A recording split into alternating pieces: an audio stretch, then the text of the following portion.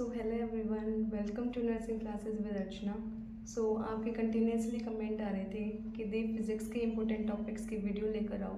तो आज मैं आपके लिए फ़िज़िक्स के इम्पोर्टेंट टॉपिक्स की वीडियो लेकर आई हूँ चैप्टर वाइज। तो कंप्लीट वीडियो को देखना, जिससे आपका जो है फ़िज़िक्स के अंदर स्कोर इंक्रीज़ हो सके, आपकी प्रिपरेशन बूस्ट हो सके। ठीक है, कंप्लीट वीडियो को देखो। चलो शुरू करते हैं। इन टॉपिक्स को काफ़ी अच्छे से कर लेना, इससे आपका स्कोर ना काफ़ी बूस्ट हो जाएगा। ठीक है, तो देखो इसके अंदर dual nature of matter and radiation के अंदर सबसे पहले आपने फोटो इलेक्ट्रिक इफेक्ट जो है वो अच्छे से कर लेना है। ठीक है, फोटो इलेक्ट्रिक इफेक्ट करना है। तो फोटो इलेक्ट्रिक इफेक्ट क्या होता है, देखो आपको पता होगा कि जब भी किसी मेटल के सरफेस पर हम एक सही फ्रीक्वेंसी की लाइट रेज डालते हैं तो वहाँ से जो है ना इलेक्ट्रॉन एमिट होते हैं, इसी को हम बोलते हैं फोटो इलेक्ट्रिक इफेक्ट। इससे रिलेटेड जितने भी फॉर्मूलाज हैं वो अच्छे से कर लेना। ठीक है, जैसे इसके अंदर वर्क फंक्शन अगर पूछ ले तो phi equal to H V naught, आपको पता होता है कि यही होता है वर्क फंक्शन, है ना। तो ये कर लेना। इसके बाद जो आइंस्टाइन की फोटो इलेक्ट्रिक इक्वेशन है, जैसे कि max equal to H V minus phi naught, यही होती है ना कि जो हमारी टोटल एनर्जी है वो दो काम में खर्च होती है। पहला मेटल को बाहर निकालने में, मीन्स उसके वर्क फंक्शन में, है ना। बाकी जो बची हुई उसकी काइनेटिक एनर्जी में यूज़ होती है। ठीक है, तो यही हमारे पास क्या है, आइंस्टाइन की फोटो इलेक्ट्रिक इक्वेशन। क्वेश्चन कैसे दे दे, जैसे वर्क फंक्शन आपको दे दे 2.5 इलेक्ट्रॉन वोल्ट, राइट। आपको दे दे एनर्जी लाइक 6.0 इलेक्ट्रॉन वोल्ट हम मान के चलते हैं। ठीक है, आपसे पूछ ले के मैक्स निकालो। ठीक है, तो के मैक्स क्या होगा, एच वी माइनस में फाई नोट। ठीक है, तो एच वी हमारा क्या है, एनर्जी हमारी 6.0 माइनस 2.5, तो क्या हो जाएगा 3.5 इलेक्ट्रॉन वोल्ट। इस तरीके का क्वेश्चन आ सकता है। ग्राफ से रिलेटेड जितने भी है, स्टॉपिंग पोटेंशियल और फ्रीक्वेंसी का जो ग्राफ है वो आपको अच्छे से करना है। Effect of intensity potential and frequency, कि इंटेंसिटी बढ़ाने से क्या होगा, करंट बढ़ेगा, है ना। फ्रीक्वेंसी का करंट के ऊपर क्या इफेक्ट पड़ेगा। इंटेंसिटी क्या होती है, नंबर ऑफ फोटोन, है ना, नंबर ऑफ फोटोन। तो नंबर ऑफ फोटोन बढ़ाने से क्या होगा, हमारा करंट भी जो है वो इंक्रीज होता है। तो ये करना है। बाद आपने करनी है डी ब्रोगली वेवलेंथ। ठीक है, तो डी ब्रोगली वेवलेंथ हमारे पास क्या होती है, lambda equal to H by P, H upon में एम वी, है ना। तो ये आपको जो है ना अच्छे से करना है। इससे रिलेटेड जो जो क्वेश्चन आते हैं वो कर लेना। नेक्स्ट आता है आपका सेमीकंडक्टर। तो देखो सेमीकंडक्टर में पहले तो यही कर लेना, कंडक्टर, इंसुलेटर एंड सेमीकंडक्टर, इनके अंदर डिफरेंस। देखो मैं आपको सजेस्ट करूंगी कि आप पहले अच्छे से थ्योरी कर लो कंप्लीट वन शॉट से। ठीक है, उसके बाद इन टॉपिक्स पे अच्छे से ध्यान दो, क्योंकि यहाँ से क्वेश्चन ज़्यादा पूछे जाते हैं। लेकिन अगर आप कंप्लीट थ्योरी करोगे तो आपका एक भी क्वेश्चन जो ऐसा नहीं होगा कि आपको ना आता हो, राइट। कि पहले थ्योरी करो, फिर इन टॉपिक्स पे जो है ज़्यादा फोकस रखो। एक बार तो थ्योरी कर लो सारा, राइट। ठीक है, तो सेमीकंडक्टर के अंदर आपने क्या करना है, एनर्जी बैंड करना है। जो आपका कंडक्शन बैंड है, वैलेंस बैंड है ना, तो वो एनर्जी बैंड आपने करना है कि कंडक्टर के अंदर इलेक्ट्रॉन गैप कितना होता है, सेमीकंडक्टर के अंदर कितना होगा। जैसे कंडक्टर के अंदर ये एनर्जी गैप हमारे पास क्या हो जाता है, 0 हो जाता है। इंसुलेटर के अंदर हमारा जो एनर्जी गैप है मोर देन 3 इलेक्ट्रॉन वोल्ट हो जाता है। तो ये हमने अच्छे से कर लेना है। एब्सोल्यूट जीरो टेम्परेचर का इफेक्ट क्या आता है, ये आपने करना। पी टाइप और एन टाइप सेमीकंडक्टर कर लेना अच्छे से, कि पी टाइप में जो हम कैसे इम्प्योरिटी ऐड करते हैं, ट्राईवेलेंट। एन टाइप में हम कैसे करते हैं, पेंटावेलेंट, है ना। फिर हमारे पास जो भी इससे रिलेटेड क्वेश्चन है ना, कि हमने डॉपिंग करी है किस चीज़ की, इसके अंदर होल्स ज़्यादा होंगे या इलेक्ट्रॉन ज़्यादा होंगे, तो ये कर लेना। ठीक है, इसके बाद जो आपका पी एन जंक्शन डायोड है वो करना है अच्छे से, और बायसिंग करनी है। तो पी एन जंक्शन डायोड करके फिर बायसिंग करोगे तो इसके अंदर दो तरीके की बायसिंग होती है, फॉरवर्ड और हमारे पास रिवर्स बायसिंग, है ना। फॉरवर्ड के अंदर आपको पता है पी साइड जो है हमारी पॉजिटिव साइड से जुड़ती है, पॉजिटिव टर्मिनल से, और एन साइड जो हमारी नेगेटिव टर्मिनल से जुड़ती है। रिवर्स के अंदर ये उल्टा हो जाता है, पी जो हमारा नेगेटिव साइड से जुड़ता है और एन साइड जो है हमारी पॉजिटिव टर्मिनल से जुड़ता है ना। तो ये कर लेना। इसके बाद जो है आप लॉजिक गेट कर लेना अच्छे से, क्योंकि यहाँ से क्वेश्चन जो है वो बनते हैं। और एक टॉपिक कर लेना डिप्लीशन लेयर, कि डिप्लीशन लेयर पे हमारे पास जो कैसे कैसे इफेक्ट पड़ेगा, है ना। तो डिप्लीशन लेयर से भी क्वेश्चन ना आपके पूछे जाते हैं।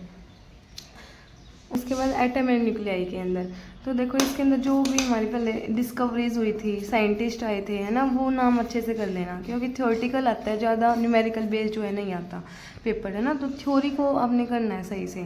फिर इसके अंदर इंपॉर्टेंट क्या है, अल्फा पार्टिकल स्कैटरिंग एक्सपेरिमेंट, जैसे किसने दिया था, इसके अंदर क्या यूज़ हुआ था, है ना। तो वो सारी चीज़ें आपने इसके अंदर करनी है। फिर आपका मोस्ट इंपॉर्टेंट है बोर मॉडल क्वांटिजेशन और बोर रेडियस एंड एनर्जी। ठीक है, तो अगर पहले देखो अल्फा पार्टिकल स्कैटरिंग एक्सपेरिमेंट में एक तो आपने करना है distance of closest approach, distance of closest approach. ठीक है, फिर हमारा जो स्कैटरिंग एंगल होता है थीटा, है ना, स्कैटरिंग एंगल, और जो हमारे नंबर ऑफ पार्टिकल होते हैं मीन्स एन, इनके बीच का जो रिलेशन है वो आपने कर लेना। जैसे जो हमारा एन है वो क्या होता है 1/sin4 थीटा बाय में 2, है ना, तो ये रिलेशन हमारा इसका होता है, राइट। फिर आपका आता है बोर मॉडल क्वांटाइजेशन। तो इसके अंदर देखो क्या था हमारा L = mvr = NH/2π। बहुत इजी चैप्टर है, डुअल नेचर भी, सेमीकंडक्टर भी, एटम एंड न्यूक्लियाई भी। एक बार अच्छे से थ्योरी कर लो, फॉर्मूला सीख लो, है ना, और उसको पुट करना सीखो कि इसको फॉर्मूले के मीन्स हमने क्वेश्चन के अंदर कैसे पुट करना है इसको, ठीक है। इसके बाद आपकी आएगी बोर एनर्जी एंड रेडियस। तो इसके अंदर जैसे आपको पता होगा कि जो हमारा रेडियस होता है वो 0.529 × n² Z एंगस्ट्रॉम होता है। तो इससे रिलेटेड आपके रेशियो के क्वेश्चन भी आ सकते हैं कि एक का रेडियस ये है, दूसरे का ये है ना। तो मीन्स सॉरी, एक का जो हमारे पास Z ये है या फिर N ये है तो उसकी रेशियो बताओ, ठीक है। इसके बाद हमारे पास जो एनर्जी होती है वो क्या होती है -13.6 × Z² इलेक्ट्रॉन वोल्ट। तो इनसे रिलेटेड जो है आपको क्वेश्चन करने हैं, ठीक है। इसके बाद आपके पास इंपॉर्टेंट है हाइड्रोजन स्पेक्ट्रम सीरीज, जिसके अंदर हमारे पास बालमर सीरीज, लाइमन सीरीज, है ना, पास्चन सीरीज, ब्रैकेट सीरीज, वो आपने जो है अच्छे से कर लेनी है कि किस साइड, ठीक है। तो ये कर लेना। अगर मैं बताऊँ कि जैसे क्वेश्चन किस तरीके का आ सकता है, जैसे आपको हाइड्रोजन एटम दे दिया है ना, तो हाइड्रोजन एटम का जेड क्या हो जाएगा 1 हो जाएगा। आपको बोले फर्स्ट ऑर्बिट से फर्स्ट ऑर्बिट में n = 1 हो जाएगा, थर्ड ऑर्बिट बोल दे तो थर्ड ऑर्बिट में n = 3 हो जाएगा। आप बताओ कि रेडियस की रेशियो क्या होगी। जैसे मैंने रेशियो का क्वेश्चन बताया, तो रेडियस की रेशियो क्या हो जाएगी R1 रेशियो में R3, तो ये 1 और ये हमारे पास 3 का स्क्वायर 1 स्क्वायर 3 स्क्वायर, तो 1:9। ये कैसे आया, क्योंकि जो हमारा R है वो डायरेक्टली प्रोपोर्शनल है n² के, ठीक है।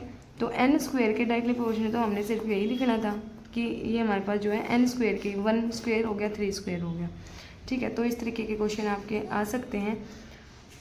और अगर मैं इनको काफ़ी डिटेल में अगर यहाँ पे बताऊँ तो वीडियो ना काफ़ी लंबी हो जाएगी, ठीक है। तो आप पहले अच्छे से इनको कर लेना और फिर उनको फॉर्मूला बेस्ड क्वेश्चन कर लेना। ज़्यादा कल ही जो है आपने ज़्यादा रखना है, ज़्यादा न्यूमेरिकल्स के अंदर नहीं घुसना। न्यूमेरिकल आएंगे तो डायरेक्ट फॉर्मूला बेस्ड, कोई फॉर्मूला है उसको पुट करना सीख लो, ये कैसे रखना है।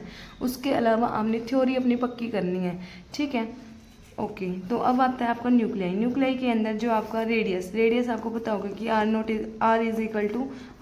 = A 1/3। तो इससे रिलेटेड आपके पास क्वेश्चन आ सकते हैं। जैसे दो न्यूक्लियाई का मास रेशो दे दे, ए क्या है यहाँ पे मास, है ना, तो दो न्यूक्लियाई का मास दे दे, जैसे 1:27 है, तो न्यूक्लियाई की रेडियस क्या होगी, है ना। तो ये आपने अच्छे से करना है। फिर आता है radio activity of half life. पता होगा T½ जो है हमारे पास 0.693 लैम्डा होता है। तो इससे रिलेटेड जो है वो क्वेश्चन कर लेना। इसके बाद mass defect and binding energy = mc², जो आपका फॉर्मूला। फर्स्ट प्रायोरिटी पे मॉडर्न फिजिक्स कंप्लीट कर ली। अब आप लास्ट टाइम पे कर रहे हो ना, तो सबसे पहले आपने मॉडर्न फिजिक्स को ही पक्का करना है, क्योंकि इजी है, स्कोरिंग है और आसानी से हो जाएगी, बच्चे उलझते नहीं हैं इनके अंदर, ठीक है। तो मॉडर्न फिजिक्स करके सेकंड प्रायोरिटी पे आपका आएगा करंट इलेक्ट्रिसिटी। हाई वेटेज और फॉर्मूला बेस्ड आपकी रहती है और ज़्यादा डीप न्यूमेरिकल्स नहीं आते, टू द पॉइंट न्यूमेरिकल्स आपके आएंगे, ठीक है। आपने फॉर्मूला याद कर लिया, आपने थ्योरी पढ़ ली, तो आपका बहुत अच्छे से हो जाएगा। बस उसको पुट करना सीख लो कि ये क्वेश्चन के अंदर कैसे लगाना है फॉर्मूला, ठीक है। तो करंट इलेक्ट्रिसिटी के अंदर सबसे पहले तो देखो जो आपका करंट है, करंट की एसआई यूनिट क्या है, किस में इसको मेज़र करते हैं, है ना। तो ये चीज़ें आपने करनी है। करंट, रेजिस्टेंस है, पोटेंशियल डिफरेंस है V, है ना, तो ये आपने कर लेना है। इसके बाद आपका इम्पोर्टेंट है ड्रिफ्ट वेलोसिटी एंड मोबिलिटी। तो इससे क्वेश्चन आपके बनते हैं, ये कर लेना। इसके बाद रेजिस्टेंस एंड रेजिस्टिविटी। रेजिस्टेंस किन किन फैक्टर के ऊपर डिपेंड करता है, रेजिस्टिविटी किसके ऊपर डिपेंड करती है ना। वायर स्ट्रेचिंग वाले क्वेश्चन आते हैं कि वायर का लेंथ, लाइक एक वायर है 5 ओम रेजिस्टेंस है जिसका, ठीक है, 5 ओम वाली रेजिस्टेंस वाली वायर है, इसको आपने खींच के इसकी लेंथ जो है वो 3 टाइम कर दी, तो अब बताओ रेजिस्टेंस क्या होगा, ठीक है। नेक्स्ट जैसे कार्बन रजिस्टर कलर कोड, तो आपने पढ़ा होगा BB ROE GBB GW, है ना। तो ये आपके जो है कलर दिए होते हैं, तो इसके अकॉर्डिंग आपको जैसे ऐसे दे देना 3-4 कलर। फॉर एग्जांपल जैसे आपने दे दिया येलो, क्वेश्चन में दे दिया येलो, वायलेट, ब्राउन, है ना, और गोल्ड, तो ये 4 कलर दे दिए, तो इसका बताओ रेजिस्टेंस क्या होगा, है ना। तो इस तरीके के क्वेश्चन आपने करने हैं। इसके बाद किरचॉफ्स लॉ मोस्ट इंपॉर्टेंट है, अच्छे से कर लेना है इसको। फिर हमारे पास सेल EMF और टर्मिनल वोल्टेज, ये कर लें। जो हमारा डिस्चार्जिंग और चार्जिंग वाला फिनोमिना आता है ना, ये जैसे डिस्चार्जिंग में हमारा V = E - IR होता है, इसके अंदर V = E + IR। और एक बात और कि जैसे जो मैंने इम्पोर्टेंट टॉपिक्स लिखे हैं ना, लेकिन चैप्टर जब हम शुरू करते हैं तो उसके अंदर कुछ बेस बनाने वाली चीज़ें आती हैं आपकी, है ना, कि डेफिनेशंस आ गई या फिर सिंपल जो फॉर्मूलेज आ गए, तो वो जो है ना आपने नहीं छोड़ने, वो आप अच्छे से करोगे, ठीक है, क्योंकि वहाँ से थियोरेटिकल क्वेश्चन आएगा तो आप इजीली कर पाओगे उसको। फिर आपने जो है इन टॉपिक्स को करना है, ठीक है। तो देखो अब इलेक्ट्रोस्टैटिक्स एंड कैपेसिटेंस मैंने दोनों एक साथ लिखे हैं, तो यहाँ पे हमने कूलम्ब्स लो करना है। सॉरी, हमारे घर के साइड में ना कंस्ट्रक्शन चल रही है तो उसका शोर जो है ना आ रहा होगा, सॉरी फॉर इनकन्वीनियंस, थोड़ा एडजस्ट कर लेना। तो कूलम्ब्स लो हमारे पास F = 1/4 pi epsilon not Q1 Q2 upon में R², तो ये होता है हमारा, है ना। तो कूलम्ब्स लो आपने अच्छे से कर लेना। फिर आपने electric dipole, torque, equipotential surface के बारे में पढ़ लेना, गॉस लॉ कर लेना और उसकी एप्लीकेशंस अच्छे से करनी है। डाइइलेक्ट्रिक स्लैब और एनर्जी डेंसिटी का फॉर्मूला जो आपका है U = ½ E0 E²। मैं भी चाहती हूँ कि मैं आपको हर एक चैप्टर कराऊँ, है ना, थ्योरी भी कराऊँ और फॉर्मूला बेस्ड क्वेश्चंस भी कराऊँ, बट एक्चुअली बहुत ज़्यादा टाइम का इशू है, because I am teaching offline right now, तो टाइम इशू जो है बहुत ज़्यादा आ रहा है। वरना मेरा बहुत मन है कि मैं अपने जूनियर्स की हेल्प करूं, लेकिन जितना मुझसे टाइम निकल पा रहा है उतना मैं आपके लिए करूंगी, ठीक है। और आप बता देना मेरे को कमेंट सेक्शन में आपको किस तरीके की वीडियो चाहिए, मैं आपके लिए हमेशा हूँ, काउंसलिंग तक हूँ, ठीक है। और रुकना नहीं है, पढ़ते रहना है, ठीक है। और फिज़िक्स में मैं कहूँ आप सिर्फ 30+ का भी अगर लेके चलते हो तो आपका सिलेक्शन पॉसिबल है, क्योंकि आप बायो और केमिस्ट्री को इतना पक्का कर लो कि यहाँ से आपके नंबर जो है वो ना कटें, यहाँ से पक्के करो। इसके बाद इसके अंदर अगर आप हाई वेटेज भी कर रहे हो, ठीक है, ज़रूरी नहीं कि आप सिलेबस के पीछे भाग रहे हो, सिलेबस पूरा करना है, वहाँ आपकी कोई सिलेबस चेकिंग नहीं कर रहा कि आपने कितना पढ़ा है, ठीक है। तो हाई वेटेज करो जहाँ से क्वेश्चन बन रहे हैं, मैंने प्रायोरिटी वाइज ये लिखे हैं आपके लिए, ठीक है। और चैप्टर जो आसान लग रहा है पहले वो कर लो, ठीक है। अब जैसे करंट इलेक्ट्रिसिटी है, बहुत आसान है, ठीक है। अब जैसे आप इलेक्ट्रोस्टैटिक्स पढ़ोगे उसके साथ आप ग्रेविटेशन पढ़ लो, क्योंकि ग्रेविटेशन और इलेक्ट्रोस्टैटिक्स दोनों सेम से हैं, ठीक है। रे ऑप्टिक्स 12th में पढ़ते ही हैं अच्छे से, है ना। अब वहाँ पे तो हम सारी क्या पढ़ते हैं, थ्योरी, डेरिवेशंस पढ़ते हैं, तो वो डेरिवेशन आपने अब नहीं करनी, अब डायरेक्ट फॉर्मूला लगाना सीखो, ठीक है। और इतना मुश्किल नहीं आता, मॉडरेट पेपर रहता है, ठीक है। डरो मत, अच्छे से करो, 10-12 दिन जितने बचे हैं लगा दो खुद को, ठीक है। जैसे इलेक्ट्रिक डाइपोल हमारा P = Q × 2L होता है, डाइपोल की SI यूनिट कर लो, है ना। और इसकी जो है डायरेक्शन क्या रहती है डाइपोल की। टॉर्क में अगर मैं बताऊं तो टॉर्क = PE sin θ, ठीक है। Torque = PE sin θ। इसके अंदर आपके पास दो तरीके का इक्विलिब्रियम होता है, स्टेबल और अनस्टेबल। स्टेबल इक्विलिब्रियम पे आप क्या थीटा रखोगे, है ना, थीटा क्या होगा तो आपका टॉर्क क्या होगा, फॉर एग्जांपल है, तो ये कर लेना। इसके बाद इक्विपोटेंशियल सरफेस, आपको पता ही होगा कि एक इक्विपोटेंशियल ऐसा सरफेस जहाँ पर जो है हमारे हर पॉइंट पे पोटेंशियल सेम ही होता है ना, तो ये कर लेना। एक इलेक्ट्रिक फील्ड लाइंस जो है ना, इलेक्ट्रिक फील्ड लाइन, इनकी प्रॉपर्टी कर लेना अच्छे से, है ना। कि देखो अब मैं यहाँ पर आपके लिए सारा वो नहीं बता सकती, आप ही यूँ कहोगे कि सारा ही बता दिया, है ना। लेकिन जो थ्योरेटिकल है उसको तो मत छोड़ो ना, थ्योरेटिकल तो सारा करो, ठीक है। और इन टॉपिक्स पे ज़्यादा ध्यान दो। और इसकी बात करूँ कैपेसिटर एंड डाइइलेक्ट्रिक स्लैब की, तो जैसे C = E0 A/d ऐसे पूछ ले कि कैपेसिटर की प्लेट का एरिया डबल कर दे, है ना, और उनके बीच का डिस्टेंस जो है हाफ कर दे, तो न्यू कैपेसिटेंस बताओ क्या होगा, है ना। तो ये आप इस फॉर्मूले से कर पाओगे। या फिर वो ऑप्टिकल इंस्ट्रूमेंट, तो रे ऑप्टिक्स में जो आपके सबसे पहले plane mirror, concave mirror, convex mirror, ठीक है, तीनों अच्छे से करने हैं, ठीक है, कि कैसी इमेज बनती है, या और इन दोनों में इमेज फॉर्मेशन करनी है आपने, कि अगर हम कनकेव मिरर की बात करें, ऑब्जेक्ट इन्फिनिटी पे है तो हमारी फोकस पे बनेगी, अगर हमारा ऑब्जेक्ट फोकस पे है तो इमेज हमारी इन्फिनिटी पे बनेगी, F एंड C पे है हमारी ऑब्जेक्ट तो हमारी बियॉन्ड C इमेज बनेगी, है ना। तो ये आपने इमेज फॉर्मेशन कर लेने अच्छे से। और प्लेन मिरर के बाद फिर इसके बाद अगर मैं आपको बताऊँ तो रिफ्लेक्शन क्या होता है, कि बाउंसिंग बैक ऑफ लाइट है ना, उसके अंदर इसके लो कर लेना अच्छे से। फिर ऐसे ही रिफ्रैक्शन, क्योंकि थ्योरेटिकल है, 10th में ही पढ़ते हो ये रिफ्रैक्शन, आपने कर लेना इसके लो कर लेना, लॉ ऑफ रिफ्रैक्शन। ठीक है, रिफ्रैक्शन से क्वेश्चन ज़्यादा आते हैं कि जो म्यू है वो जैसे हमें ग्लास का और एयर का दे दिया, तो उस तरीके से जो हमें रिफ्रैक्टिव इंडेक्स निकालना आएगा, है ना। तो रिफ्रैक्टिव इंडेक्स जो है आपने अच्छे से कर लेना है।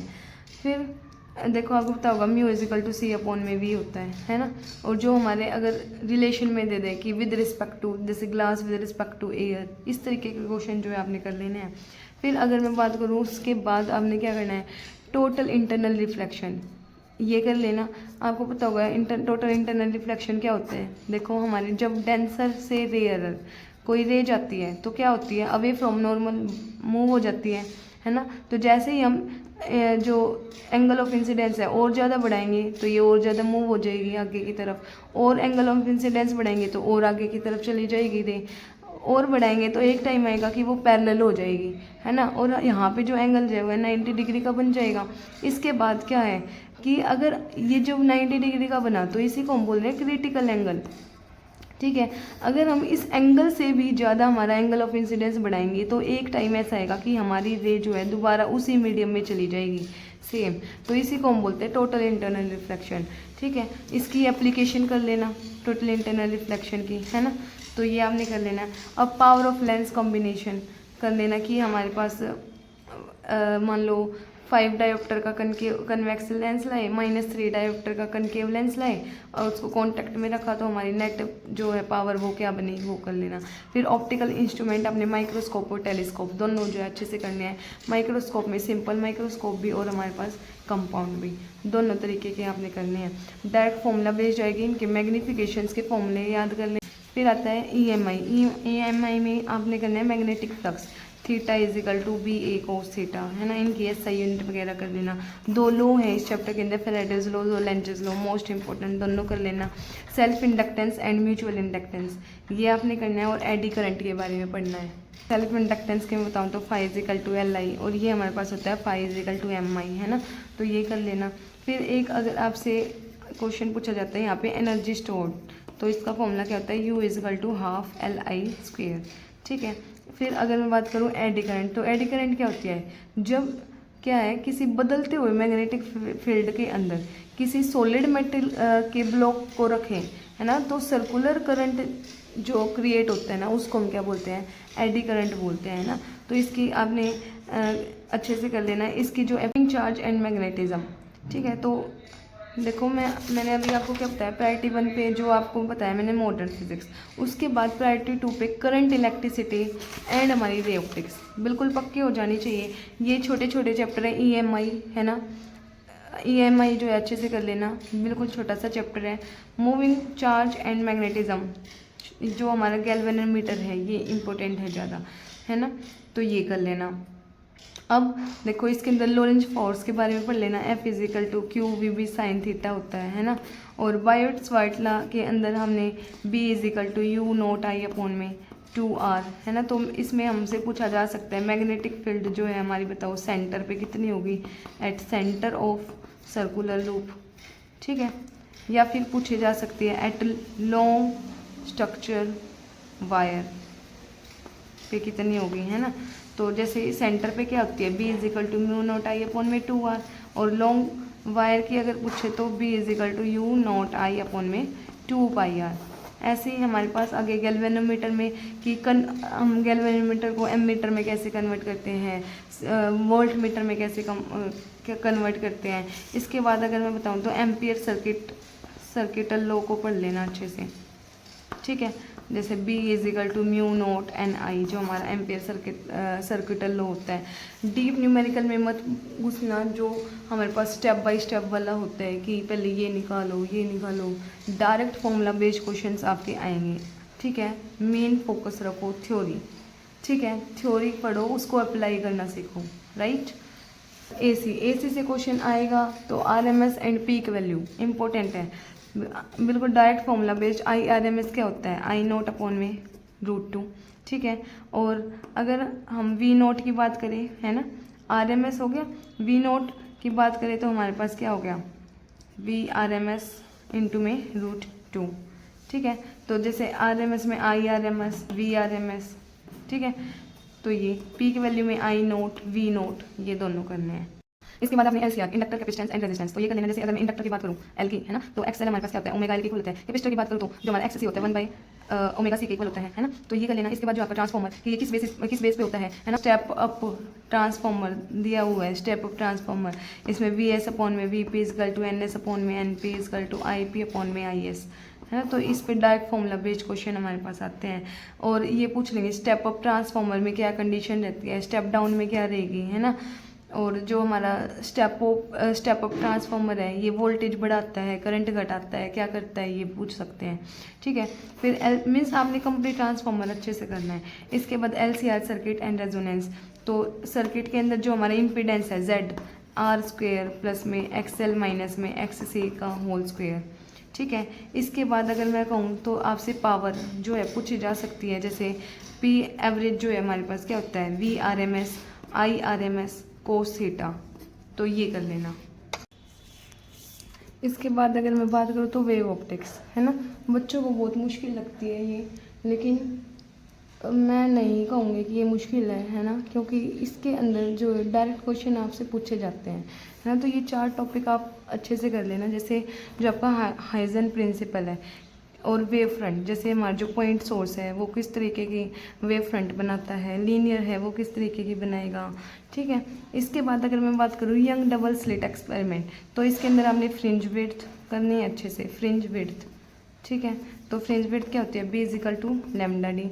अगर इंटरफेरेंस की कंडीशन बताऊँ तो हमारे पास जो कंस्ट्रक्टिव और डिस्ट्रक्टिव इंटरफेरेंस 2 तरीके की होती है, इन दोनों की कंडीशन करनी है कि ये कब बनती हैं, ठीक है। इसके बाद आपने पोलराइजेशन के अंदर जो आपके मेलस लॉ है या फिर जो आपका ब्रूस्टर लॉ है ये करने हैं।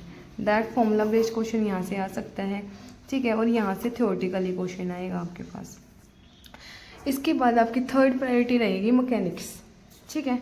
तो मैकेनिक्स जो है आपकी डायरेक्ट फॉर्मूला बेस्ड रहती है ज़्यादातर, है ना। और यहाँ से थ्योरेटिकल क्वेश्चन जो है वो ज़्यादा बनते हैं। तो अगर मोशन इन 1D की बात करें तो सबसे पहले आपने यही करना है, स्पीड, वेलोसिटी, है ना, डिस्टेंस, डिस्प्लेसमेंट और एक्सेलरेशन। तो इनसे कॉमन जो है न्यूमेरिकल भी आ सकते हैं, या फिर आपसे थ्योरेटिकल क्वेश्चन जो है पूछा जा सकता है। और जैसे अगर मैं आपको बताऊं जो हमारी एवरेज स्पीड या फिर एवरेज वेलोसिटी पे क्वेश्चन आता है, ठीक है। तो ये आपने करना है, ठीक है। तो आपको पता होगा जैसे एवरेज वेलोसिटी के आपके पास 2 फॉर्मूले होते हैं, 2v1 v2 अपॉन में v1 प्लस v2, है ना। nth सेकंड जो हमारा SN वाला फॉर्मूला होता है वो आपको पुट करना आना चाहिए कि हमारे nth सेकंड के अंदर डिस्टेंस पूछ लेते हैं, ठीक है। फिर एवरेज स्पीड एंड वेलोसिटी मैंने आपको बता दिया कि हमने कैसे कैसे जो है वो निकालनी है। इसके बाद आपके जितने भी ग्राफ दिए हैं, है ना, पोजिशन टाइम का, वेलोसिटी टाइम का, है ना, तो ये आपने ग्राफ अच्छे से कर लेना है कि किसका स्लोप क्या दे रहा है ना, एरिया अंडर उसका क्या देगा।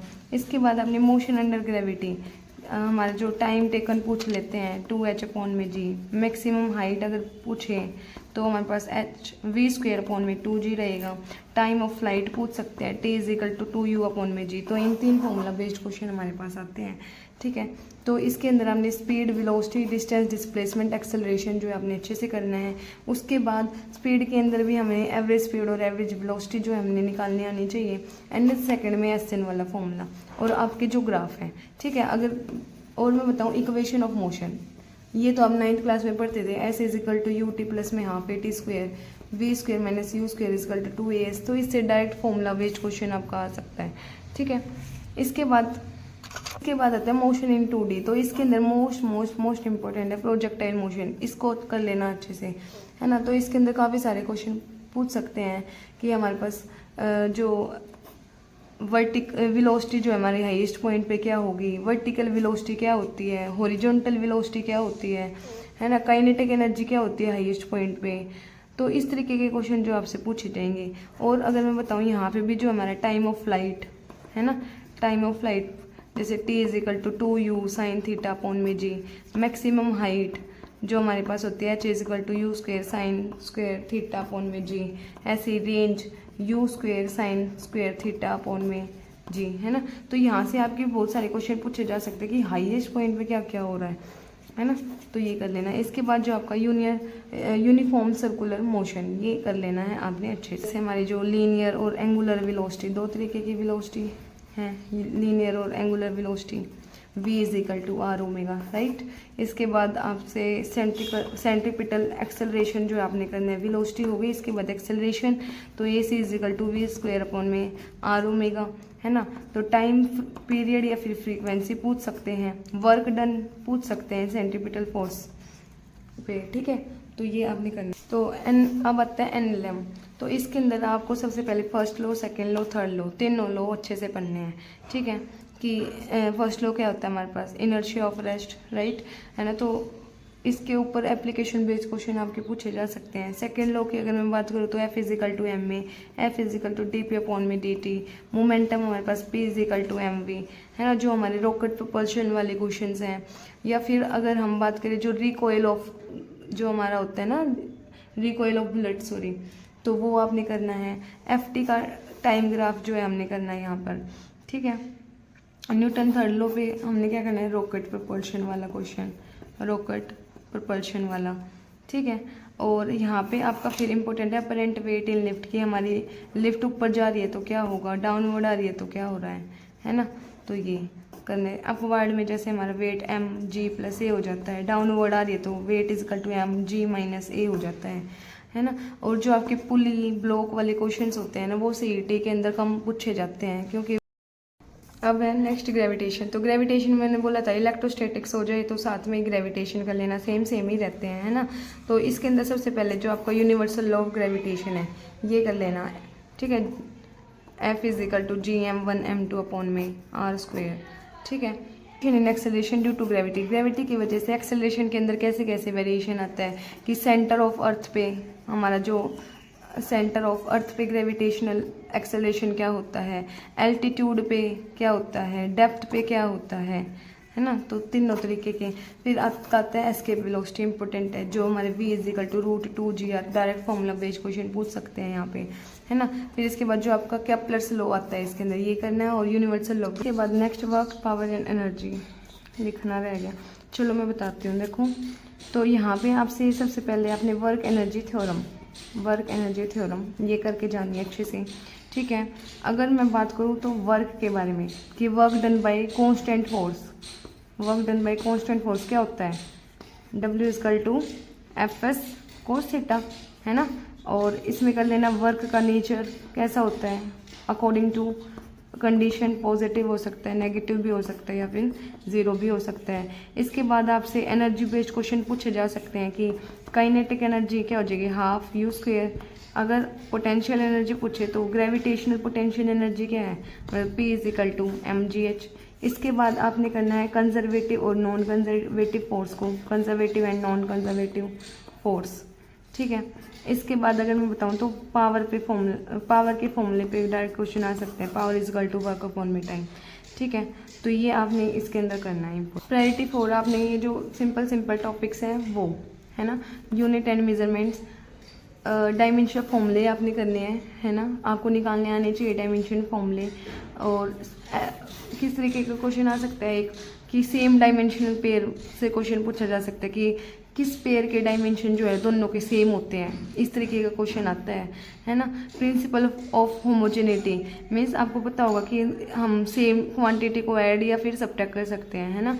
इसके अंदर जो आपसे ना ज़्यादा पूछी जाती है P प्लस में A by V square V minus B is equal to RT, ये वाली इक्वेशन से क्वेश्चन पूछा जाता है यहाँ पर, है ना। एरर एनालिसिस आपको आना चाहिए। अगर मैं छोटे मोटे टॉपिक बताऊँ तो सिग्निफिकेंट फिगर कर लेना, ठीक है। और जो हमारी फंडामेंटल यूनिट्स हैं, डिराइव्ड यूनिट है, वो कर लेना, ठीक है। तो ये नेक्स्ट आपका रहेगा इलेक्ट्रोमैग्नेटिक वेव।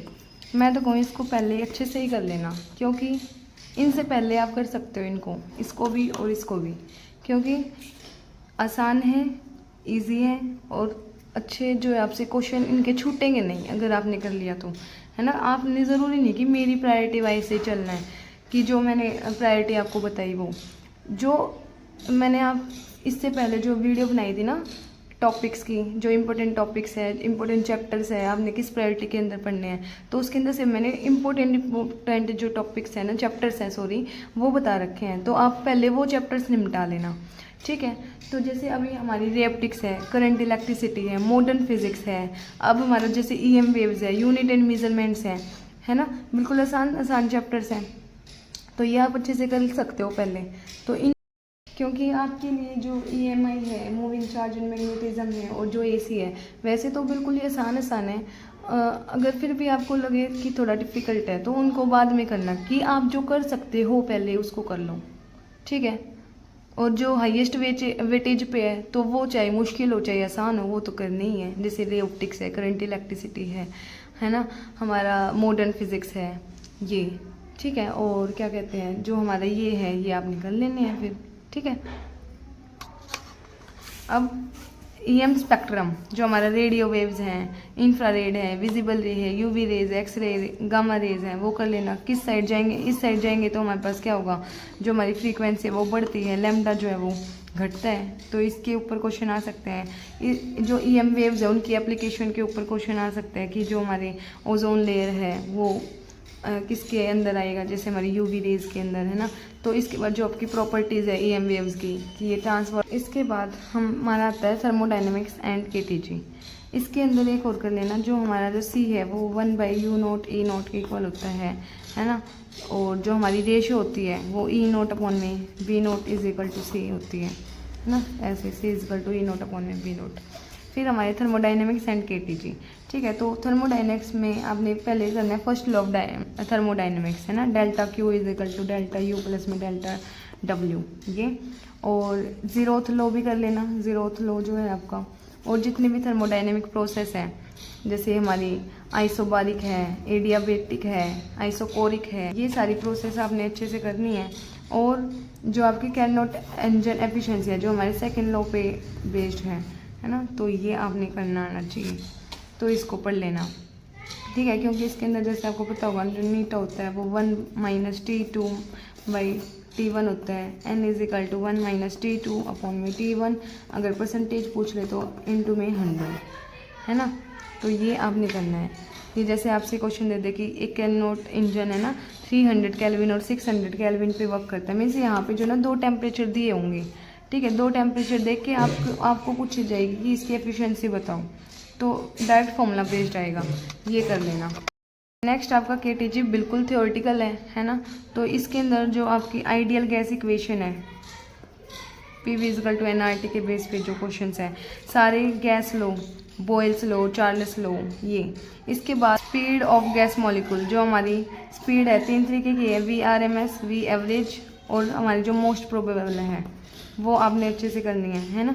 तो VRMS अगर मैं बताऊँ तो √3RT/m, तो इनके फॉर्मूले अच्छे से कर लेना, ठीक है। और फिर आपके आते हैं degree of freedom, mono atomic के अंदर क्या होगा, डाई एटमिक के अंदर क्या होगा, और ट्राई एटमिक के अंदर क्या होगी डिग्री ऑफ फ्रीडम, ठीक है। फिर जो हमने काइनेटिक एनर्जी करनी है गैस मॉलिक्यूल की, E = 3/2RT के बेस पे जो आता है, ठीक है। फिर जो आपके आइडियल गैस के जितने भी पोस्टुलेट्स हैं, एंड यस, अगर आपको मेरी वीडियो हेल्पफुल लग रही है तो please do like, share and subscribe my channel, ठीक है। और आप मेरे को बता देना किस टाइप की वीडियो चाहिए, किस टॉपिक पे चाहिए। I will surely make video on that topic, right. Please मुझे बता देना। आता है मैग्नेटिज्म एंड मैटर। तो इसके अंदर आपने क्या करना है, सबसे पहले मैग्नेटिक मटेरियल है ना, 3 डाया मैग्नेटिक, पैरामैग्नेटिक, फेरोमैग्नेटिक, है ना, इनकी प्रॉपर्टीज़ कर लेना, है ना। और इसके अंदर जो इनकी मैग्नेटिक ससेप्टिबिलिटी है उनके ऊपर डायरेक्ट क्वेश्चन पूछ सकते हैं, ठीक है। तो ये इसके बाद जो क्यूरीज लॉ आपका गिवन है, जो हमारी मैग्नेटिक ससेप्टिबिलिटी है वो इनवर्सली प्रोपोर्शनल टू टेम्परेचर है। फिर आपका क्यूरीज टेम्परेचर आपने करना है कि क्या होता है, ओके। इसके बाद अगर मैं बताऊँ मैग्नेटिक एलिमेंट्स ऑफ अर्थ की, जो हमारी डिक्लाइनेशन है, इंक्लाइनेशन है, ठीक है, जिसको हम डिप बोलते हैं, हॉरिजॉन्टल कंपोनेंट इनका, ये कंपोनेंट, ठीक है। और अगर इससे अलग बताऊँ तो मैग्नेटिक डाइपोल कर लेना, M जो है वो M × में 2L होता है, इसका टॉर्क कर लेना, टॉर्क क्या होता है m इंटू में बी, तो एम बी साइन थीटा हो जाएगा, ठीक है। और अगर हमारी पोटेंशियल एनर्जी की बात करें तो minus M B sine theta, sorry cos theta. और गॉस लॉ पूछ सकते हैं मैग्नेटिज्म के अंदर, तो ये डायरेक्ट फॉर्मूलाज जो है वो कर लेना, ठीक है। इसके बाद जो हमारी परमानेंट मैग्नेट एंड इलेक्ट्रोमैग्नेट है इनको पढ़ लेना। इसके अंदर जैसे जो आपका हिस्टेरिसिस लूप जो है वो करना है। इसके अंदर जो दो चीज़ें हैं, रिटेंटिविटी और इनकी कोरेसिविटी। अगर आपने पहले चैप्टर पढ़ रखा होगा तो आपको पता होगा इन सब के बारे में, ठीक है। तो ये करना है तीनों मैग्नेट्स के बारे में, उनकी प्रॉपर्टीज़ के बारे में, उनकी magnetic susceptibility, Curie law, Curie temperature पढ़ लेना, मैग्नेटिक एलिमेंट्स और परमानेंट मैग्नेट और electromagnet. Mechanical property of solid के अंदर Hooke's law, modulus of elasticity, Young's modulus, stress और स्ट्रेन का कर्व, इलास्टिक पोटेंशियल एनर्जी कर लेना। और मैकेनिकल प्रॉपर्टी ऑफ फ्लूइड के अंदर विस्कोसिटी मोस्ट इंपॉर्टेंट है, Stokes law, terminal velocity, Bernoulli's theorem important है और सरफेस टेंशन एंड कैपिलरिटी के बारे में पढ़ लेना, ठीक है। तो ये आपके थे इंपॉर्टेंट चैप्टर विद इम्पोर्टेंट। अब जो आपका SHM है ना, ऑसिलेशंस जो है, वेव है और जो आपका रोटेशनल मोशन है, ठीक है। अगर पहले पढ़ रखा है तो रिवाइज कर लो, अगर नहीं पढ़ रखा तो छोड़ दो इन चैप्टर्स को, ठीक है। टाइम कम है, अब इन चैप्टर्स में मत घुसो, तो इनको आप डायरेक्टली छोड़ सकते हो, ठीक है। तो ये थे आपके इम्पोर्टेंट टॉपिक्स, इनको करो अच्छे से, ठीक है। और अगर आप इन टॉपिक्स को करते हो तो आपका जो है ना फिज़िक्स काफ़ी स्ट्रॉन्ग हो सकता है ना। अगर देखो आपने पहले कंप्लीट सिलेबस पढ़ रखा है तो आपके लिए इजी है, तो आप अपने नोट्स के अंदर सिर्फ इन टॉपिक्स पे जो है ज़्यादा ध्यान दो, है ना। और अगर पहले नहीं पढ़ रखा तो जो अपने हाई वेटेज हैं उनको कंप्लीट करो पहले, देन उसके बाद कहीं आगे जाओगे आप, ठीक है। तो ऐसे ही पढ़ते रहो, लगे रहो, करते रहो, ठीक है। थकना नहीं है, रुकना नहीं है जब तक आपको सीट नहीं मिल जाती, ठीक है। कुछ दिन है, लगे रहो आप, ठीक है। इतना ही बोलूँगी। और जैसे भी नीड आपको है वीडियोस की वो मेरे को बताओ, जैसी हेल्प चाहिए वो मैं आपको करूँगी एज सून एज पॉसिबल, ठीक है। Thank you so much. और एक दीदी मानकर, एक टीचर मानकर, ठीक है, या सीनियर मानकर आप मुझसे अपनी क्यूरीज पूछ सकते हो, वो मैं क्यूरी आपकी सोल्व करूँगी, ठीक है। Okay, thank you so much.